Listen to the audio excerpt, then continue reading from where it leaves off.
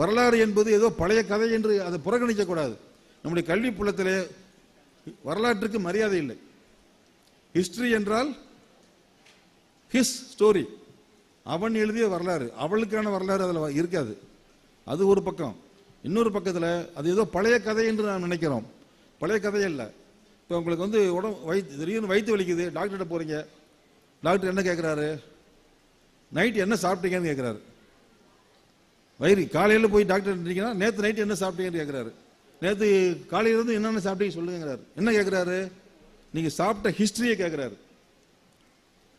நீங்கள் hospital admit ஆகிட்டீங்கன்னா உங்கள் கட்டிலில் ஒன்று தொங்க போட்டிருப்பாங்க. அதுக்கு என்ன பேர்? கேஸ் ஹிஸ்டரி, வரலாறு தான். உங்களுக்கு சுகர் வந்துருச்சு, அதிகமாகிடுச்சுன்னு போறீங்க. டாக்டர் என்ன கேட்குறாரு? உங்கள் அப்பா அம்மாவுக்கு சுகர் இருந்துச்சான்னு கேட்குறாரு.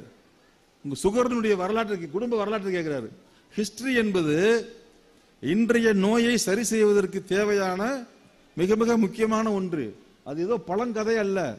நாம் அதுக்கு ஒரு மரியாதை இல்லாமல், மொழி பாடங்களுக்கும் வரலாற்று பாடத்துக்கும் மரியாதை இல்லாமல், ஏதோ சயின்ஸ் பாடம் தான் ரொம்ப உயர்ந்தது என்று சொல்லி நம்முடைய பெற்றோர்கள் எல்லோருமே தவறாக நினைக்கின்றோம். ஆகவேதான் இன்றைக்கு வரலாறும் மொழியும் முக்கியத்துவம் இழந்து போன ஒரு கல்வி புலமாக இருப்பத காரணமாகத்தான் இப்படி ஒரு வரலாற்று உணர்வில்லாத ஒரு பெரும் கூட்டம் இன்றைக்கு நம் மத்தியில் இருந்து உருவாகி கொண்டிருக்கிறது. ஆகவேதான் தொன்மையும் தொடர்ச்சியும் குறித்து நாம் நம்முடைய குடும்பத்தில் இருக்கக்கூடிய குழந்தைகளுக்கும் நம் தொடர்பில் இருக்கக்கூடிய இளைஞர்களுக்கும் எடுத்து சொல்ல வேண்டியது மிக மிக அவசியமாகிறது.